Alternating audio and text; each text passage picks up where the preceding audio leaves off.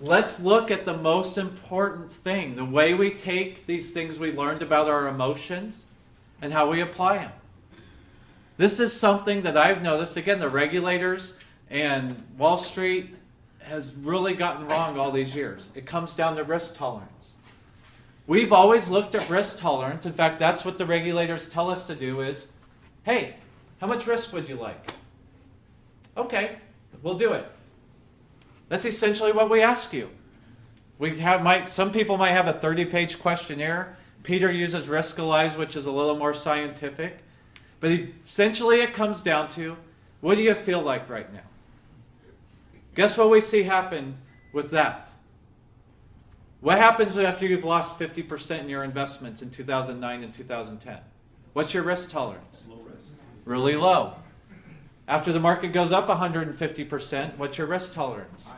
Really high. But guess what? You had a low risk tolerance, so you weren't invested in that. That's your willingness to take risk. That's where your emotions come in and you're susceptible to it. What's more important is your ability to take risk. This is where our industry has not done a very good job of assessing risk tolerance. The beauty of ability is it has nothing to do with how you feel. It has everything to do with the data. We can avoid making emotional mistakes if we listen to the data. Some of the things that determine it, your time horizon. Peter did the example of somebody working. If you have a really long time horizon, you have a really high ability to take risks because you have time on your side. If I'm talking to a 25-year-old about their IRA that they can't touch for another 30 years, I'm going to say you have a very high ability to take risk. But if you need the money in a couple of years, you have a lower ability to take risks because you don't have time to make up those losses. Sources of income.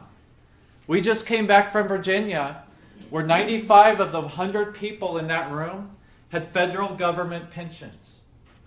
Pretty dang solid source of income. If you have a solid source of income, you have a high ability to take risk. If you're living 100% on your investments, that's your source of income, you have a very low ability to take risk.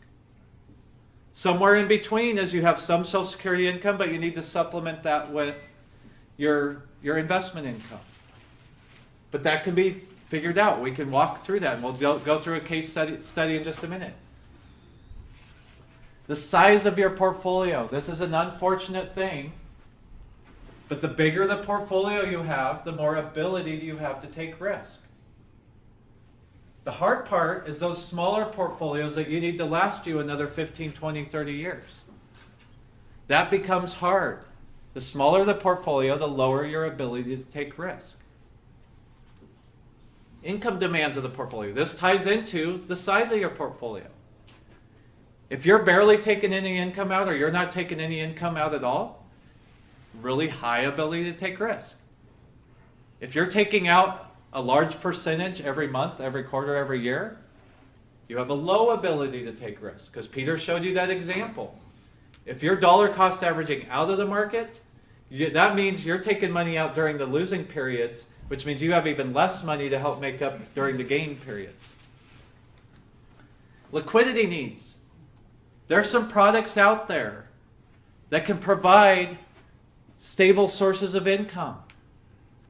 Peter has some.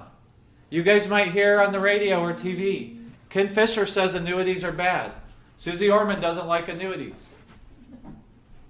Not mentioning any products, but there's some products out there that are good. Even if they're an annuity, they can help you, but guess what? They might be illiquid. So if you think you might need $10,000 out to pay for college, or to take a trip, or to move, or whatever that might be, you have a higher liquidity need, which means you have a lower ability to take risks. That comes important. And then finally, the location and type of your other assets. Are most of your retirement assets still tied up in your home? Are they in your 401k? Or are they 100% liquid? If all your other assets are tied up, your investment assets have a low ability to take risk. If all your assets are completely liquid, you have a higher ability to take risk. Again, all these things are data. That's what I like about it. Not once do we say, how do you feel about your time horizon? No, it's data. When do you need the money? There's sometimes you might have a high ability, and if you don't need bigger returns, you might have no willingness to take risks. That's great. There's other times where you have a low ability to take risk and a low willingness. That all matches up. The times where we have the issue is if you have a high ability, a high willingness and a low ability to take risk. We see too many people in that situation that are ignoring their ability side and they're taking risk, and that's very, very dangerous. And that's what we're trying to avoid. Again, data tells us that.